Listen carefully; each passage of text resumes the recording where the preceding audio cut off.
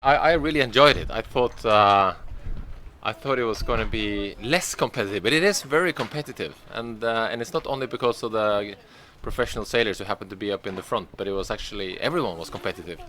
So I like that. I saw on the way just after the start there was like lots about jibing and jibing and jibing and hoisting sails and going down, and so I thought it was really nice. I thought the only new thing for me was the motoring thing. That was a new thing for me, and that is you're allowed to motor. And I obviously knew that before the start, but I told the guys that there's absolutely no way in heaven I will motor a minute from here to St. Lucia. And they all agreed, and that's the way to sail, and you want to sail across. And then we parked the second day we parked together with Allegra and the Volvo 70s and Will Oxley, my friend there, is on Ammonite navigating, Volvo Navigator.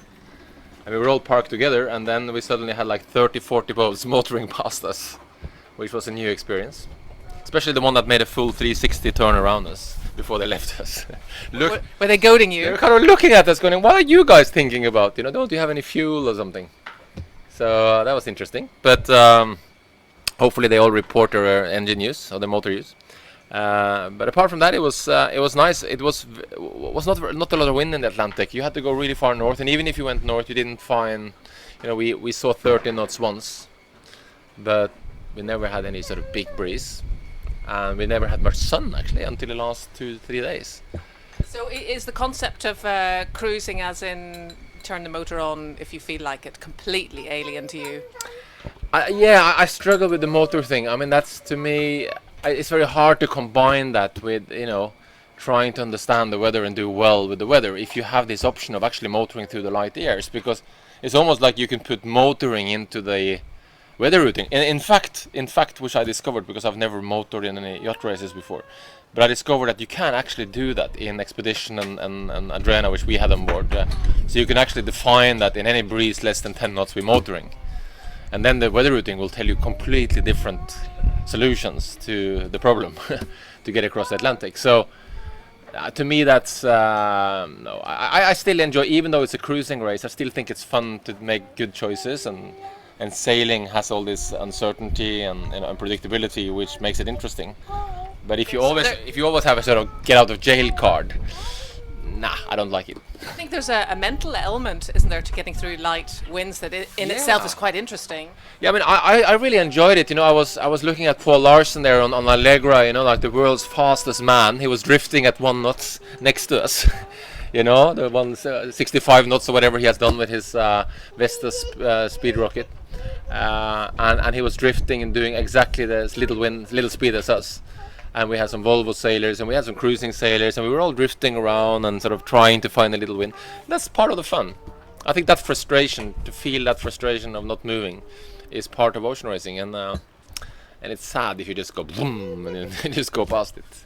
Yeah. Do you think that people resort to the engine too quickly because they can't tolerate the impatience, or they're on a deadline? No, I mean, honestly, I have to watch my words, because I think for a lot of people this is also a way to get across the Atlantic, and if you have a smaller boat that is not as fast, and obviously being stuck for 2-3 days in light airs could make your trip a lot longer.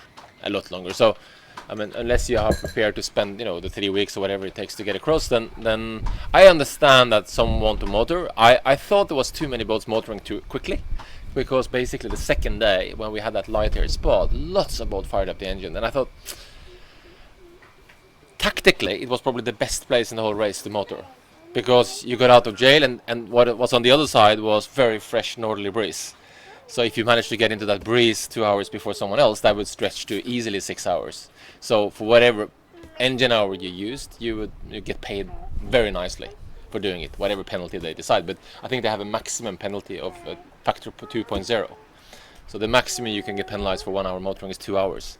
And I can promise you, if you motored 4 hours in that light air spot, you would gain 10 easily. So I think it should be a little bit more regulated. You've put your finger on exactly why people motor, because it's actually weighted that way. You gain so much for small hours of motoring sometimes. So as a race organizer, what's your bright idea? How would you weight it the other way? I would actually do two things. I would actually mount a little device on the sail drives which counts the revs. And we have used in the Volvo Ocean Race. We always had to seal the drives, basically because the sailors were not allowed to motor at all. And if they had, for safety reasons, they had to break the seal, and then they had to communicate it and put a new seal. And there are these small devices that you can easily mount, which actually just counts the time or the revs the engine is doing with the propeller. And I think you can say, is that a bit crazy to do in a cruising race or a touring race? No, I don't think so. I think I hear too many talks on the dock, and then not necessarily by the racing sailors, because none of the guys in the racing class motor, none of them. I don't think that's right. Well, that could be wrong. I mean, maybe some did, but at least no one has reported it. So maybe someone did, but at least well, I spoke to the guys with the Volvo 70s, and I spoke to Ammonite, and they didn't motor. I trust them. I know these guys well.